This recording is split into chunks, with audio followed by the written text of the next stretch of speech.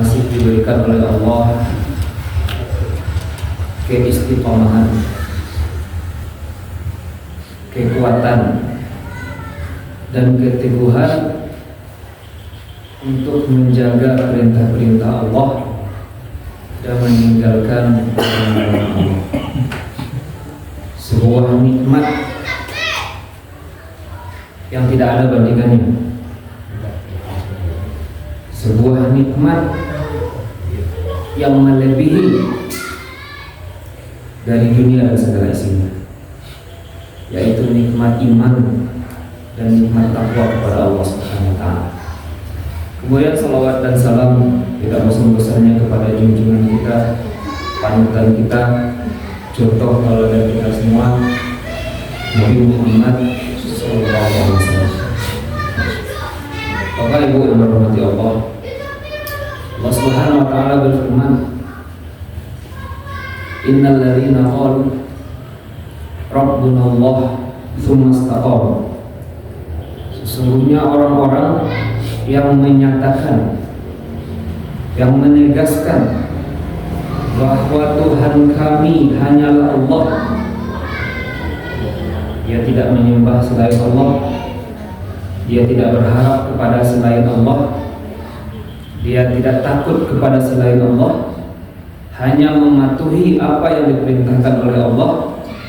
Kemudian dia istiqomah di dalam keimanannya itu kepada Allah. Kata Allah, tatanazzalu alaihim malaikah, maka malaikat-malaikat rahmah yang membawa kasih sayang Allah akan selalu berdatangan kepada mereka. Allah khaufun alaihim wala alla yakhafu wala yahzanu, agar mereka tidak pernah merasakan takut, tidak akan merasakan sedih bagaimanapun keadaan dunia yang dia dapat. Wa yubashshiruhum bil jannati allati kuntum tu'adun, dan memberi kabar gembira, menyuruh mereka selalu bergembira bahwa ada surga yang telah dijanjikan untuk mereka. Maka kita berdoa kepada Allah, semoga kita selalu dimasukkan kepada hamba-Nya yang istiqomah di dalam ketaatan kepada Allah. Amin ya rabbal alamin. Bapak Ibu yang dirahmati Allah, telah berlangsung kajian tafsir kita beberapa kali. Untuk mengingatkan kembali pembahasan kita sebelumnya, kita berbicara tentang awal surat Al-Baqarah, di mana kita sudah membaca 20 ayatnya. Yang pertama, Allah menjelaskan ada 3 kelompok, ada 3 macam manusia ketika dihadapkan kepada mereka hidayah Allah.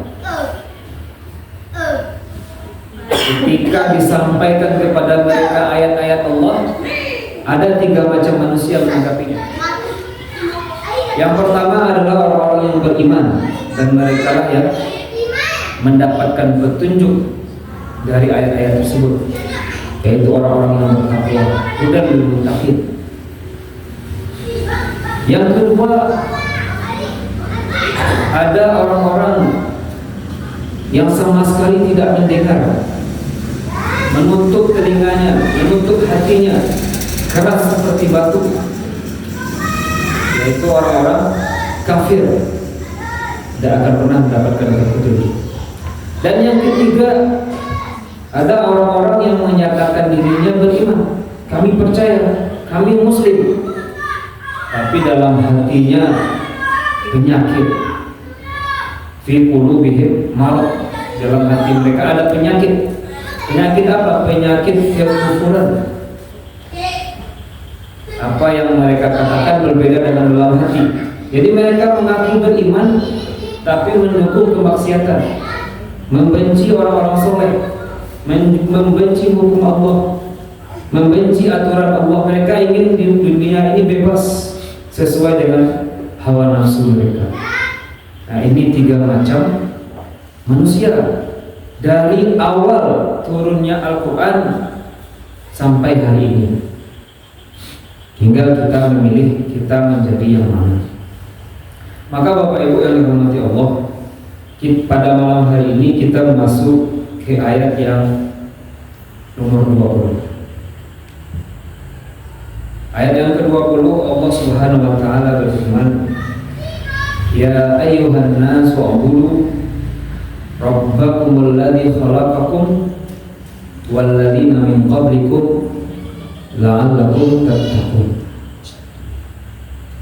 Wahai sekalian manusia, sembahlah Rabb kamu yang telah menciptakan kamu dan generasi-generasi sebelum kamu, agar kamu menjadi orang yang bertakwa. Kita lihat Bapak Ibu yang dirahmati Allah, keadaan umat manusia sekarang ini. Kita dengar berita, kita baca di koran, di media massa, media sosial, umat manusia penuh dengan perang, pertumpahan darah. Apalagi yang ditumpahkan itu darah kaum muslimin di berbagai tempat, di Palestina, di Sudan, di Yaman, di Jepang, di Uighur, di India. Tiap hari berita-berita tersebut. Kita selalu bertanya-tanya, kenapa umat Islam seperti itu? Padahal umat ini, kata Allah, ummatan wasatan, umat yang terbaik. Kuntum khairu ummah, umat yang terbaik, yang mengajak kepada yang ma'ruf, melarang dari yang munkar, dan beriman kepada Allah. Tapi yang kita dapati sekarang sungguh tidak menggambarkan umat yang terbaik. Kita mencari alasannya tidak dari kabar berita, tidak dari komentar politik, tapi pada malam hari ini kita lihat dari firman Allah Subhanahu wa taala memulai ayat ini dengan ya ayyuhan nas, wahai sekalian manusia. Tidak hanya orang-orang yang beriman saja, tapi semuanya, iman, musyrik, munafik. Wahai sekalian manusia. Yang menggunakan kata manusia artinya ini masalah kemanusiaan. Yang manusia itu tidak akan selamat kecuali dia memenuhi panggilan Allah. Panggilan Allah yang menciptakan manusia tadi, mencukupi segala kebutuhannya di dunia, memberinya rezeki, dan menetapkan aturan agar manusia itu selamat. Ini yang memanggil umat manusia. Wahai sekalian manusia, wa'budu rabbakum, wa'budu, sembahlah. Wa'budu artinya sembahlah. Jadilah kalian itu hamba. Jadilah menjadi hamba Allah. Yang mana hamba Allah ini adalah jabatan, tingkatan yang sangat mulia, menjadi hamba Allah. Bahkan Rasulullah juga diberi gelar hamba Allah. Bagaimana kita lihat pada ayat berikutnya, wa in kuntum fi raibin mimma nazzalna ala abdina, jika kalian ragu terhadap kitab yang diturunkan kepada hamba kami. Rasulullah aja hamba Allah. Jadilah kalian wahai sekalian manusia hamba Allah, bukan hamba selain Allah. Umat manusia, Bapak Ibu yang dirahmati Allah, menyembah banyak hal selain Allah. Jangan kita kira syirik itu hanya menyembah patung, menyembah batu, menyembah pohon, menyembah langit. Tidak. Yang namanya penyembahan tersebut kita mematuhi semua yang dia katakan. Kita takut dan harap kepadanya, itu yang menyembah. Kita hinakan diri kita di hadapannya, itu yang menyembah. Manusia pada hari ini menyembah uang,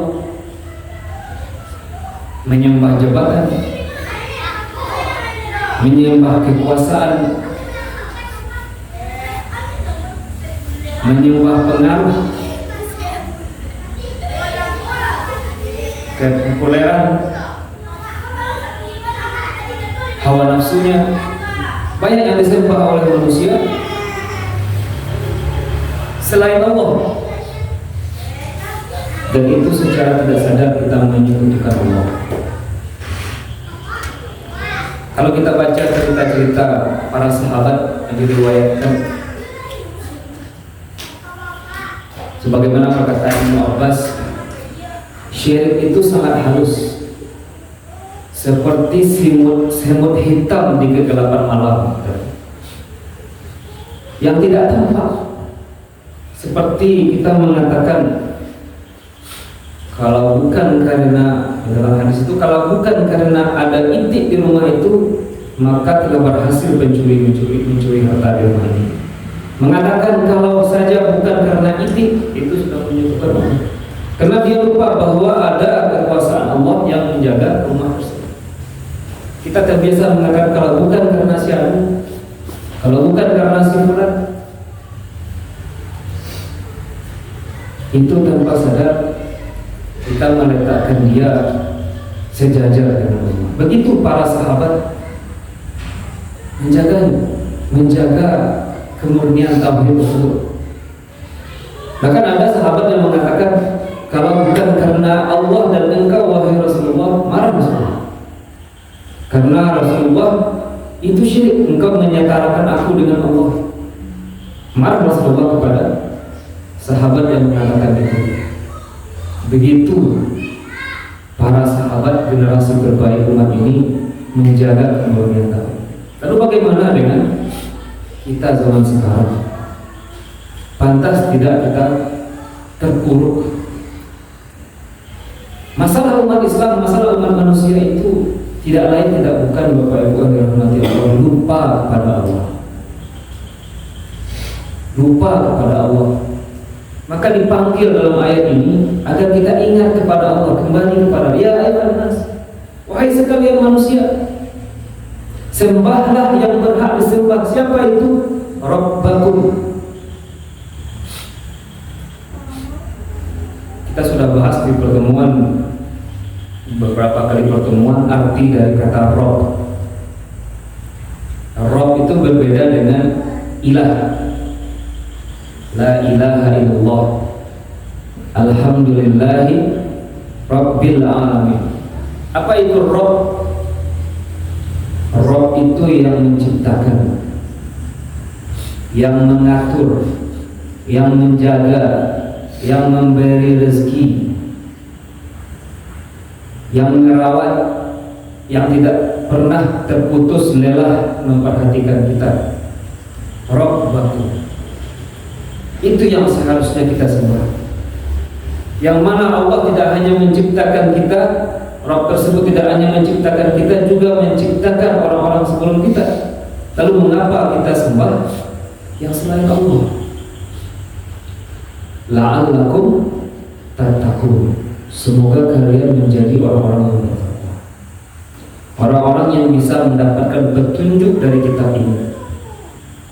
Dalam awal surat Al-Baqarah, hudan lil muttaqin. Kitab ini hanya petunjuk bagi orang yang bertakwa. Kalau tidak bertakwa kepada Allah, tidak akan berpengaruh Al-Quran itu dalam kehidupan kita. Maka sembahlah Allah, jangan sembah selain Allah, agar kita bisa mendapatkan petunjuk dari kitab ini. Ini ayat pertama yang kita sampaikan, ayat 21. Kemudian kita lanjutkan ayat 22. Kita nggak pegang mushaf ya, biasanya pegang mushaf. Yang lupa mengingatkan tadi. Ya, kita bacakan saja. Allah melanjutkan di ayat selanjutnya, Alladzi ja'ala lakumul arda firashan. was-samaa'a binaa. Ayat selanjutnya menjelaskan tentang rububiyah Allah. Sifat kerabkan Allah itu bagaimana, sehingga Allah menegaskan tidak ada selain Allah yang pantas kalian sembah, kalian takuti, dan kalian harapkan, lalu kalian taati. Allah lah yang ja'ala lakumul arda firasyan. Allah yang menjadikan untuk kalian, ja'ala lakum, ja'ala menjadikan, yang menjadikan lakum untuk kalian al-arda, bumi ini, firasyan, hamparan. Allah bentangkan langit bumi ini untuk kalian tinggali, kalian tempati. Allah sediakan semua fasilitas penunjang kehidupan, yang mana kalau ada saja yang tidak stabil itu mengancam langsung kehidupan tersebut. Dan kerusakan itu seringnya dibuat oleh tangan manusia sendiri. Datang musibah banjir, datang musibah geluruh, polusi sungai, udara, dan segala macamnya ulah tangan manusia. Allah telah menjadikan bagi kalian bumi ini tempat untuk kalian tinggal. Allah buatkan sistem kehidupan sunnatullah, bagaimana perputaran angin, bagaimana air, bagaimana api, bagaimana tumbuhan, bagaimana hewan tersedia untuk kehidupan kalian. Allah hamparkan untuk kalian. Hanya saja kita sering lupa karena terbiasa. Kita hidup begitu saja di atas bumi ini, lupa kita bahwa dunia ini, alam semesta ini ada yang menciptakannya. Karena Allah tundukkan alam ini untuk manusia, kita merasa sombong, merasa yang paling penting di atas bumi ini, sehingga lupa mengingat bahwa alam semesta ini Allah ciptakan untuk kita. Allah ingatkan lagi di sini, Alladzi ja'ala lakumul arda firasyan. Itu yang kalian semua, yang telah menyediakan bumi ini untuk kalian. Was-samaa'a binaan, dan Allah jadikan langit sebagai atap. Allah bangunkan langit untuk kalian, menjaga kalian. Allah berikan matahari, bintang, alam semesta dengan sistem yang terukur, yang tidak pernah berubah. Allah letakkan matahari itu dari jarak yang sesuai untuk kehidupan kalian, yang mana itu jarak kita ke bumi. Bagaimana kalau matahari itu lebih dekat dari sekarang, terbakar bumi ini? Bagaimana kalau matahari itu letaknya lebih jauh dari sekarang ini, jadi es bumi? Maka Allah mengajak kita mentadabburi langit dan bumi, penciptaan yang luar biasa. Wa anzala minas samaa'i ma'an, wa anzala, dan Allah turunkan dari minas sama, dari langit. Allah turunkan dari langit ma'an, air yang menjadi sumber kehidupan. Kalau tidak ada air, tidak mungkin ada kehidupan. Dalam ayat lain Allah berfirman, wa ja'alna minal ma'i kulla syai'in hayy. Kami jadikan dari air itu segala sesuatu hidup di atas permukaan bumi. Allah turunkan air itu untuk kita. Bagaimana kalau air itu berhenti turun? Maka tidak ada kehidupan. Allah yang menurunkan. Tapi yang kita sembah selain Allah, yang kita patuhi selain Allah, kita meminta kepada pawang hujan, percaya kita kepada jin-jin awan wapar. Itulah manusia. fa akhraja bihi minas samarati rizqan lakum, maka Allah keluarkan fa akhraja bihi dengan air tersebut minas samarati rizqan lakum, berupa buah-buahan sebagai rezeki untuk kalian. Allah hidupkan dengan air diturunkan Allah tadi berbagai macam tumbuhan, makanan untuk kehidupan manusia. Allah yang menjadikan semuanya untuk kalian. Tapi manusia tidak menyembah Allah, tidak ingat kepada Allah. Nah, itu yang terjadi, sehingga muncul kerusakan, pertumpahan darah di tengah kehidupan manusia. Maka Allah seru kita kembali ke sini. Ya ayuhan nas, wahai manusia, kembalilah kepada Allah yang telah menyediakan kehidupan itu untuk kalian. Fala taj'alu lillahi andada. Fala taj'alu, maka jangan pernah kalian jadikan lillahi untuk Allah andadan, tandingan-tandingan. Jangan kalian jadikan bagi Allah itu sekutu yang setara dengan Allah kepatuhan kita kepadanya. Lebih patuh pula kita kepada manusia daripada kepada Allah. Kita ikuti aturan manusia tapi kita melanggar aturan Allah. Nah, itu yang terjadi.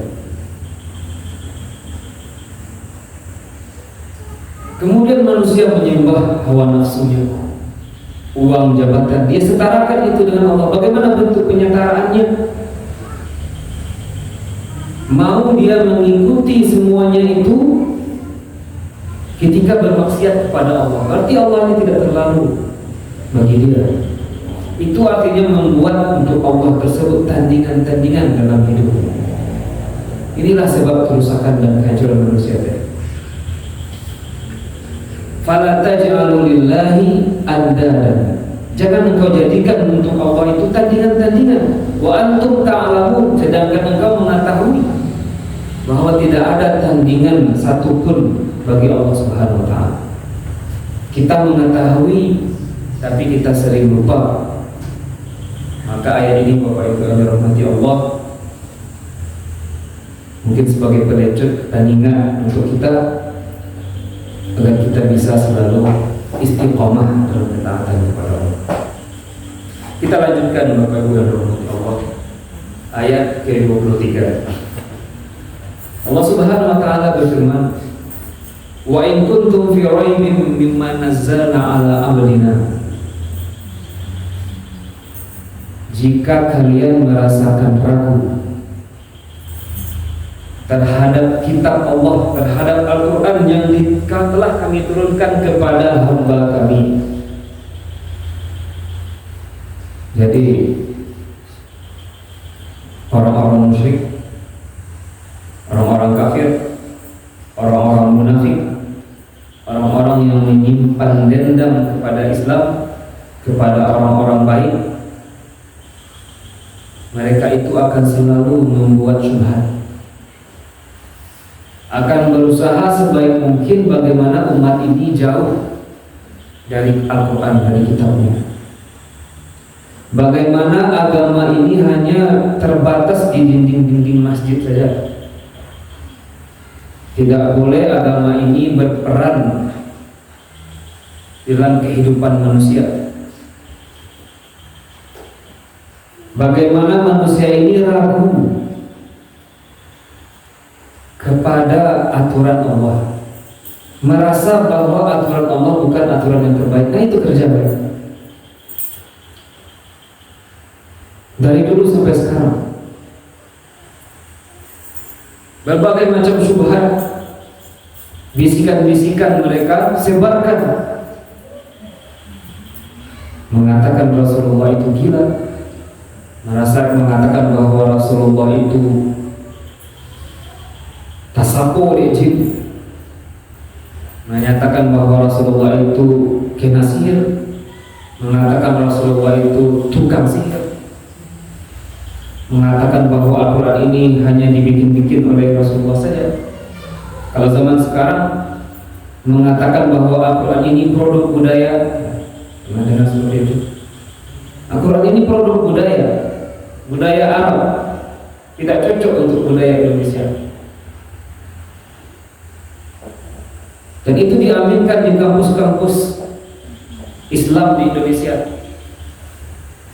Dikaji dalam kajian hermeneutika bahwa Al-Quran ini produk budaya, bukan firman Allah.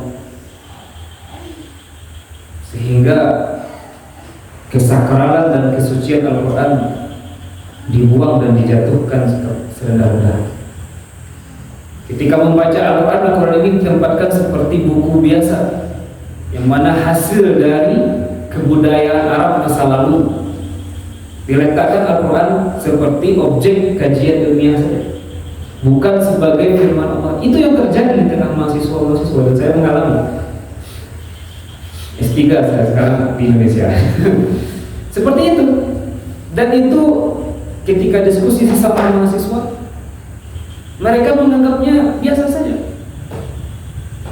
bukan hal yang sensitif.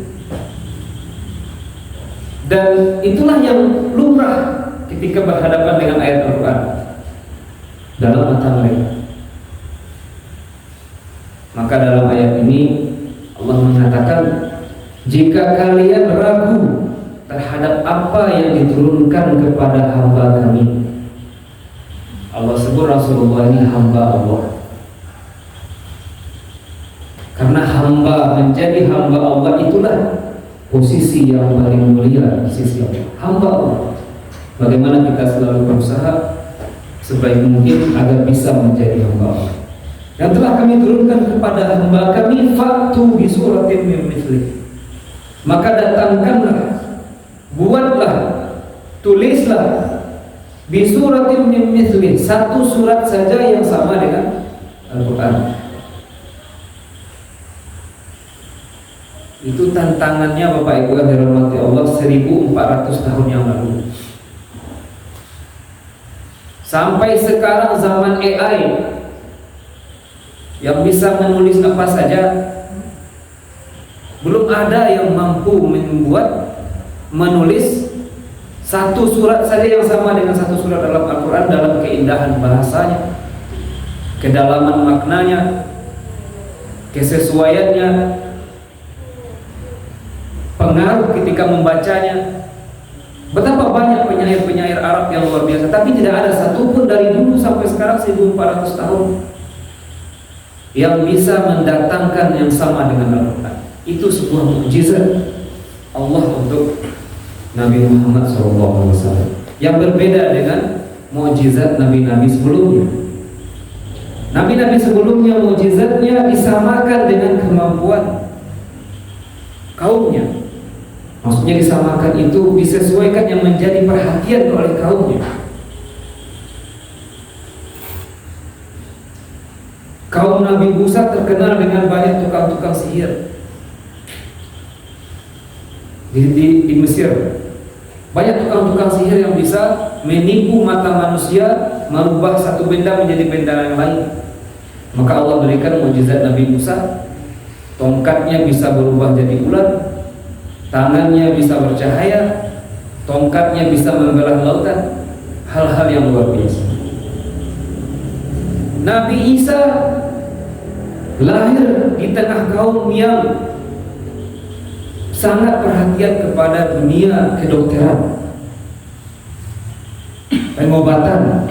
Maka mukjizat Nabi Isa bisa menghidupkan orang mati, bisa menyembuhkan kusta dan penyakit-penyakit, menyembuhkan orang buta, yang penyakit-penyakit yang tidak bisa disembuhkan oleh dunia kedokteran ketika itu.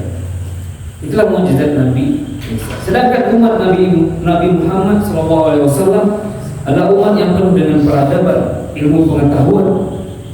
Maka umat Nabi Muhammad SAW diberikan mukjizat berupa ilmu pengetahuan, berupa bahasa, berupa berita-berita yang tidak mungkin dicapai oleh ilmu pengetahuan sampai kapanpun di akhir zaman. Maka sampai hari ini tidak ada yang bisa mendatangkan yang sama dengan Al-Quran. Kalau misalnya ada satu yang berhasil membuat satu surat dalam seperti Al-Quran, maka sudah batal Al-Quran. Kalau tantangan dari Al-Quran ini ada yang bisa menjawabnya, mendatangkan yang semisal dengan Al-Quran, maka batallah Al-Quran ini. Kenapa orang-orang itu, orang yang membenci Islam ini tidak melakukannya? Itu tandanya tidak ada yang bisa. Kalau mereka bisa, pasti mereka sudah melakukannya. Mereka buat sebuah syubhat di tempat lain, masalah-masalah lain yang menjauhkan umat muslim dari Al-Quran tersebut. Tapi membantah Al-Quran tidak ada yang bisa sampai sekarang. Wad'u syuhada'akum, panggillah pembantu-pembantu kalian, siapapun yang dikira bisa menolong kalian, min dunillah, selain Allah, in kuntum sholihin, jika kalian adalah orang yang benar dalam tuduhan-tuduhan kalian terhadap Al-Quran. Coba bikin satu saja surat yang sama dengan surat Al-Quran. Nggak ada sampai sekarang. Sudah zaman AI sekarang, tidak ada. Maka meletakkan Al-Quran kembali sebagai sumber kehidupan kita merupakan tugas setiap seorang setiap muslim, kembali kepada Allah. Allah lanjutkan dalam ayat berikutnya, fa illam taf'alu, jika kalian tidak melakukannya. Tidak ada yang melakukannya sampai sekarang. Wala taf'alu, ditegaskan, dan tidak mungkin kalian melakukannya. Dengan sangat yakin Allah mengatakan tidak mungkin kalian melakukannya. Ditegaskan. Kalau misalnya ada yang melakukannya sekarang, membuat surat yang kedalaman bahasanya, keindahan tutur katanya, kedalaman maknanya, ada yang bisa sekarang, maka terbantahkan Al-Quran. Tidak ada sampai sekarang. Walan taf'alu, kalian tidak akan mampu melakukannya. Fattaqun nar, kalau sudah sadar akan hal itu, maka takutlah kepada api neraka.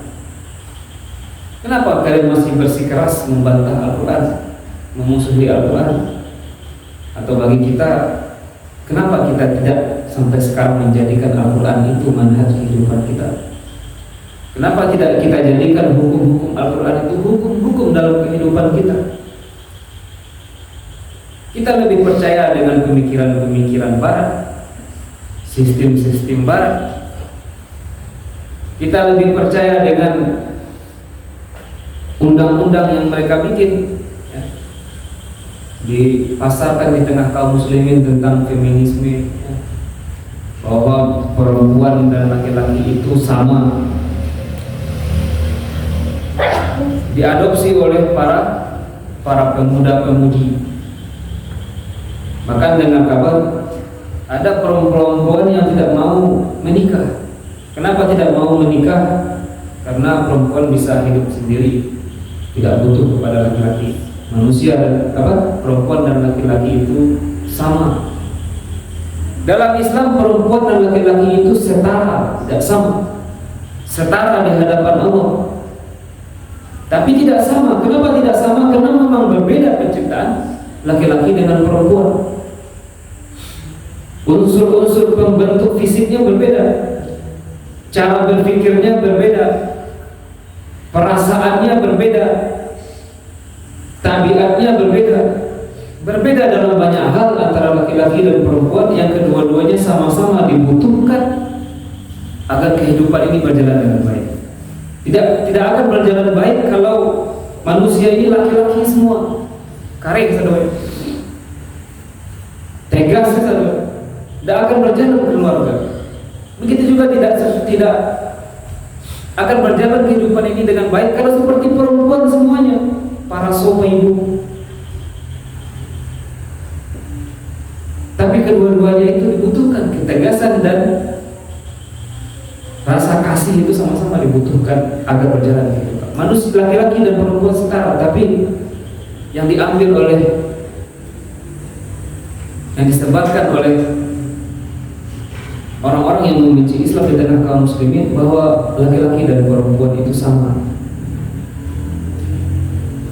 Habis itu meningkat bahwa laki-laki ini bisa ingin jadi perempuan terserah, perempuan ingin jadi laki-laki terserah, bahkan mengganti kelaminnya terserah, kecenderungan seksualnya terserah, diserahkan semuanya kepada manusia, dan itulah bukti manusia ini merdeka dan bebas. Itu yang dipasarkan di tengah umat manusia hingga terjadi berbagai macam kerusakan. Fattaqullah, maka takutlah kalian kepada api neraka. Maka kata Allah selanjutnya, allati waquduhan nas wal hijarah. Allati, api neraka yang waquduha, bahan bakarnya, yang menghidupkan api neraka itu, tempat api itu hinggap, an-nasu wal hijarah, manusia dan batu. Jadi api neraka itu, Bapak Ibu yang dirahmati Allah, akan menyala di atas tubuh manusia yang dimasukkan di dalamnya. Kalau api unggun yang kita lihat itu, api itu hidup di kayu, manusia dibakar di atasnya, atau kita bakar ayam. Tapi ini bukan seperti kita bakar ayam. Api itu menyala bukan dari bawahnya, tapi di manusianya itu. Kita bayangkan kengeriannya. Wal hijarah, dan batu. Kenapa di sini kira-kira Allah menyebutkan manusia dan batu? Kalau kita lihat ayat yang sebelumnya tentang berbicara tentang orang-orang kafir, innal ladzina kafaru sawa'un 'alaihim a'andzartahum am lam tunzirhum la yu'minun. Orang-orang kafir itu diberi peringatan, tidak diberi peringatan, sama saja, tidak akan beriman. Mereka seperti batu. Maka di ayat ini Allah sebutkan menjadi bahan bakar manusia yang seperti batu dan batu yang sebenarnya sama-sama dikumpulkan oleh Allah menjadi bahan bakar untuk menyalakan api neraka. Wa'iddat lil kafirin. Semua itu dipersiapkan oleh Allah bagi orang-orang yang kafir. Bapak Ibu yang dirahmati Allah, maka yang menjadi muhasabah bagi kita dari 4 ayat ini, kita tanyakan kepada diri kita, benarkah kita sudah menyembah Allah? Atau dalam hidup ini kita masih takut, masih berharap kepada selain Allah? Kita tanyakan kepada diri kita, sudahkah kita sadar bahwa segala apa di sekitar ini semuanya milik Allah? Tidak ada satupun yang menjadi milik kita. Semuanya ini adalah bentuk rahmat Allah, kasih sayang Allah kepada kita. Lalu mengapa kita sering lupa kepada Allah? Kemudian Al-Quran yang kita baca ini, yang bahkan jarang kita sentuh, kita biarkan berdebu di sudut rumah. Sudahkah kita posisikan Al-Quran ini sebagai undang-undang dalam kehidupan kita? Kalau kita baca saja tidak, apalagi kita amalkan. Selanjutnya, jangan sampai syubhat-syubhat dari orang-orang yang selalu menghembuskan di tengah kaum muslimin itu sampai masuk ke dalam hati kita, ragu kita dengan agama kita, menjauh kita dari hidayah. Maka sungguh sebuah kerugian yang nyata. Takutlah kepada api neraka yang bahan bakarnya adalah manusia dan batu yang disiapkan untuk orang-orang kafir. Mungkin itu yang dapat kita sampaikan. Biasanya ada kesempatan untuk bertanya, silakan Bapak Ibu. dirahmati Allah, kalau ada yang mau menanyakan sesuatu, biasanya ibu ada pertanyaan.